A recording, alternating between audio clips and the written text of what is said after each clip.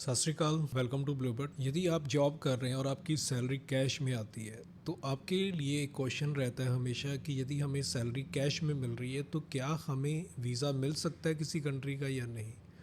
ये काफ़ी जनों का डाउट होता है। तो आज हम इस वीडियो में इसी पे बात करने वाले हैं कि यदि आपकी सैलरी कैश में आ रही है तो आप वीज़ा कैसे ले सकते हैं, कैसे आप वीज़ा अफसर को कन्विंस कर सकते हैं कि आप वाकई में जॉब कर रहे हैं। क्योंकि वीज़ा अफसर को यहाँ पे कन्विंस करना होता है कि आप ऑलरेडी वर्किंग हैं और आपके पास सैलरी एवरी मंथ आ रही है। मीन्स आपके पास रीज़न है इंडिया में वापस आने के और आप अपने जो एक्सपेंस होने वाले हैं वो अफोर्ड कर सकते हैं।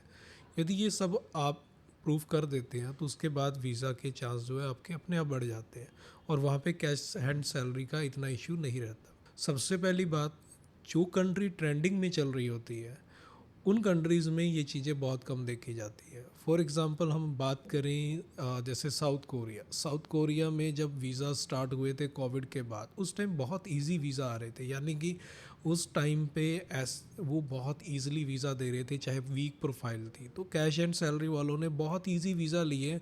इवन उन्होंने सैलरी स्लिप्स भी साथ में नहीं लगाई हैं और बड़े ईजिली उनको वीज़ा मिला है। बट आज की डेट में क्या है कि वो सैलरी स्लिप्स मांग रहे हैं, ना कि ये मांग रहे हैं कि आपके अकाउंट में सैलरी आती हो।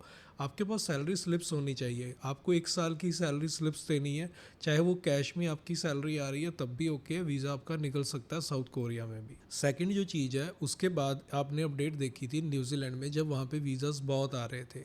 तो जब वीज़ास बहुत आ रहे थे उस टाइम पे काफ़ी लोग ऐसे थे जिनकी कैश में सैलरी आती थी। उन्होंने सैलरी स्लिप लगाई थी साथ में, बट वो कैश एंड सैलरी की थी और अकाउंट में उनकी सैलरी नहीं आ रही थी, उनको भी न्यूजीलैंड ने वीज़ा दिया था।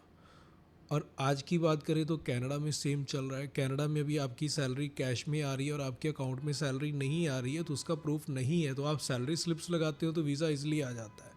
तो सेम शेंगन में भी हमने एक्सपीरियंस किया है कि शेंगन में भी काफ़ी एप्लीकेशन जो कैश एंड सैलरी वाली लगी है, जस्ट उनकी सैलरी स्लिप्स लगी हुई है बट उनकी जो अकाउंट में सैलरी नहीं है वो कैश में दिखाई हुई है, तो तब भी उनको वीज़ा मिला है। मीन्स की कंट्रीज़ की तरफ से ऐसी कोई रिक्वायरमेंट नहीं है कि आपकी सैलरी अकाउंट में आती हो, ऐसा कोई भी रिक्वायरमेंट नहीं। यदि रिक्वायरमेंट हो तो जब ट्रेंडिंग में कंट्रीज़ चलती हैं और मल्टीपल एप्लीकेशन अप्लाई होती हैं उस टाइम पे भी वीज़ाज़ आते हैं, तो उस टाइम पे वीज़ाज़ नहीं आने चाहिए यदि रिक्वायरमेंट फुलफ़िल नहीं हो रही है। मतलब वो रिक्वायरमेंट के अंडर नहीं आता है ये पॉइंट आता है जस्ट जस्टिफिकेशन में कि आपकी जो जॉब है, क्योंकि जब स्ट्रिक्ट होती है कंट्रीज़, वो बहुत स्ट्रिक्टली एप्लीकेशन चेक कर रही होती है तो उस टाइम पे वो बहुत बारीकी पे काम करती है। उस टाइम पे वीज़ा ऑफिसर क्या देखते हैं कि आप जो जॉब कर रहे हो वो ऑथेंटिक है या नहीं है। यदि आपकी ऑथेंटिक जॉब उनको ऐसे लगती है कि आप जॉब तो कर रहे हो लेकिन आपके अकाउंट में सैलरी कहीं पे दिख नहीं रही, तो उनको लगता है कि ये शायद ये जॉब नहीं कर रहे हैं, तो आपकी जॉब के डॉक्यूमेंट पे डाउट हो जाता है। तो मीन्स आपको सिर्फ क्लियर करना है कि जो आपके डॉक्यूमेंट है वो ओरिजिनल है, उसमें कोई डाउट ना वीज़ा ऑफिसर के माइंड में जाए। तो उसके लिए आपको जैसे प्रूफ एक्स्ट्रा लगा सकते हो। प्रूफ इस तरीके से कि जिस कंपनी में काम करते हो उसके लेटर हेड पे आप लिखवाओ कि आपको जो सैलरी है वो कैश में आ रही है। आप उसमें साफ साफ लिखवा दो कितनी सैलरी एवरी मंथ हम दे रहे हैं बट कैश में दे रहे हैं। और उसके बाद वहाँ के किसी मैनेजर का या ओनर का नंबर उस लेटर हेड पे हो कि यदि वो वीज़ा ऑफिसर वेरीफाई करना चाहे तो उस नंबर पे कॉल करके वेरीफाई भी कर सके। तो इस तरीके से आप उसको और ऑथेंटिक बना सकते हो।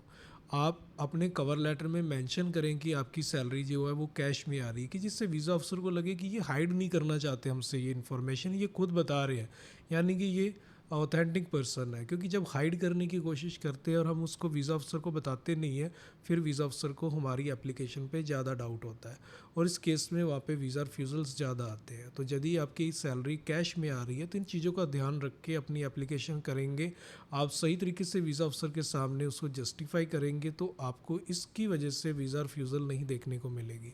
और ये कोई रिक्वायरमेंट में नहीं आता, इसलिए आपको वीज़ा ईजिली मिल सकता है।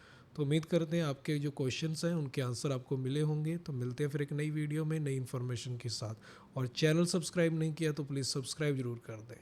सत श्री अकाल।